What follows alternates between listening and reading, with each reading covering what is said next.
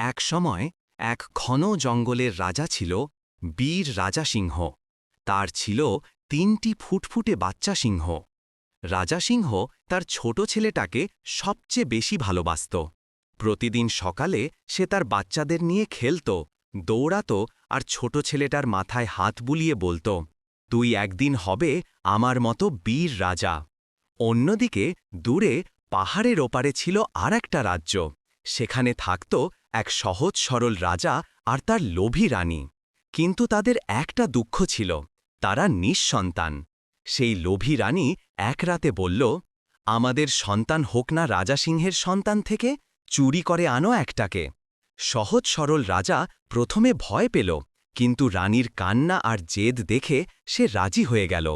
এক অন্ধকার রাতে চাঁদের আলোয় সে রাজা সিংহের রাজ্যে ঢুকে ছোট বাচ্চাটাকে চুরি করে আনল। পরদিন সকালে রাজা সিংহ আর তার রানী পাগলের মতো ছুটতে লাগল। রানী কাঁদতে কাঁদতে চিৎকার করে বলল, আমার সন্তানকে এনে দাও, না হলে আমি মরে যাব।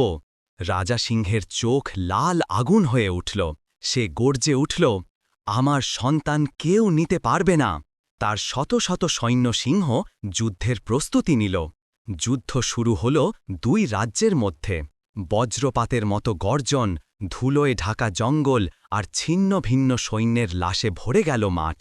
রাজা সিংহ একে একে বহু শত্রুকে পরাজিত করল, কিন্তু সহজ সরল রাজা, যার মন ছিল নিষ্পাপ, শেষে হাঁটু গেড়ে আত্মসমর্পণ করল। সে কাঁদতে কাঁদতে বলল, আমি ভুল করেছি রাজা সিংহ, আমি শুধু আমার রানীর মুখের দিকে তাকিয়েছিলাম। রাজা সিংহ তার গর্জন থামিয়ে বলল, তুই যদি সত্যিই অনুতপ্ত হও, আমার সন্তান ফেরত দে। রাজা বাচ্চাটাকে তার কোলে তুলে দিল। রাজা সিংহ নিজের ছেলেকে জড়িয়ে ধরল আর তার চোখে জল টলমল করে উঠল। সে শেষে বলল, ভালোবাসা যার নেই, তার রাজ্য যত বড়ই হোক তা শূন্য। বাতাস থেমে গেল আর জঙ্গলে আবার শান্তি ফিরে এলো।